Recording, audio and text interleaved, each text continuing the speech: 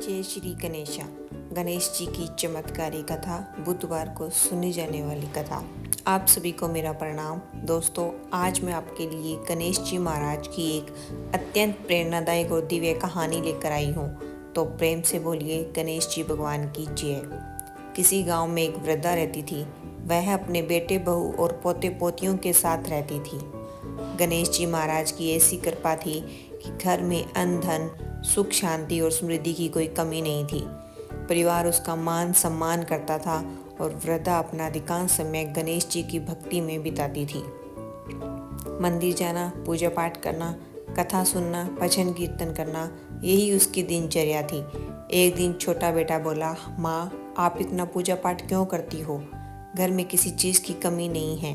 भगवान की कृपा आपके ऊपर है, फिर भी आप हर समय भक्ति में क्यों लगी रहती हो? वृद्धा मुस्कुराकर बोली, बेटा, भगवान की कृपा ही मेरे जीवन का आधार है और अब मेरी एक ही इच्छा है, गणेश जी महाराज के साक्षात दर्शन हो और फिर यह देह शांत हो जाए। बेटा हंसते हुए बोला, माँ, भगवान ऐसे घर बैठे नहीं मिलते। उन्हें पाने के लिए जंगल पहाड़ घूमने पड़ते हैं, तपस्या करनी पड़ती है, साधुओं का संग करना पड़ता है। घर में रहकर भला भगवान के दर्शन कैसे होंगे? बेटे की बात वृद्धा के मन में घर कर गई। अगले ही दिन वह भजन करती हुई घर छोड़कर निकल पड़ी अपने प्रभु गणेश जी को खोजने। रास्ते में उसे एक और वृद्धा मिली। उसने पूछा, बहन, कहाँ जा रही हो? वृद्धा बोली, मैं तो गणेश जी महाराज के साक्षात दर्शन करने जा रही हूँ। दूसरी बोली, तो मैं भी चलूंगी, और दोनों साथ चल पड़ी। थोड़ा आगे तीसरी वृद्धा मिल गई। उसने भी यही सुना और वह भी उनके साथ हो ली। इस तरह तीनों वृद्धाएं गणेश जी का नाम जपते हुए आगे बढ़ती गई। भगवान की परीक्षा। बैकुंठ से गणेश जी यह सब देख रहे थे। उन्होंने सोचा, इनकी भक्ति की परीक्षा लेता हूँ। पहली परीक्षा, मोहरों की थैली। भगवान ने रास्ते में सोने की मोहरों से भरा थैला गिरा दिया। पहली वृद्धा ध्यान में थी, थैला नहीं देखा, आगे बढ़ गई। दूसरी ने भी देखा नहीं, लेकिन तीसरी वृद्धा का पैर थैले से टकरा गया।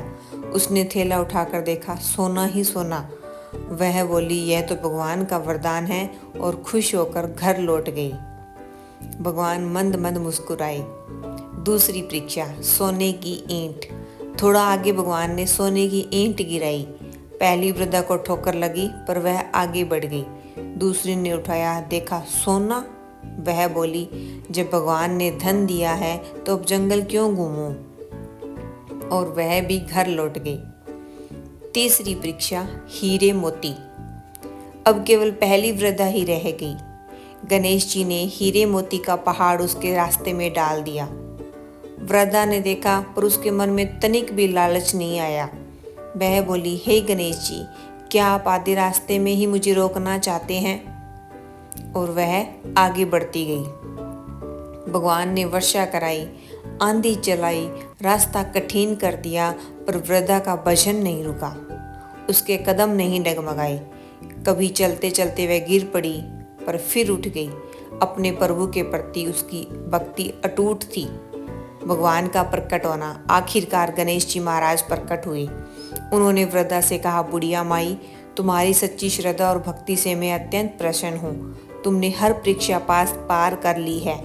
वृद्धा भाव विभोर होकर बोली, हे गणेश जी महाराज, आपके दर्शन पाकर मेरा जीवन धन्य हो गया। अब मुझे और कुछ नहीं चाहिए। इतना कहकर उसने वही प्रभु के चरणों में प्राण त्याग दिए।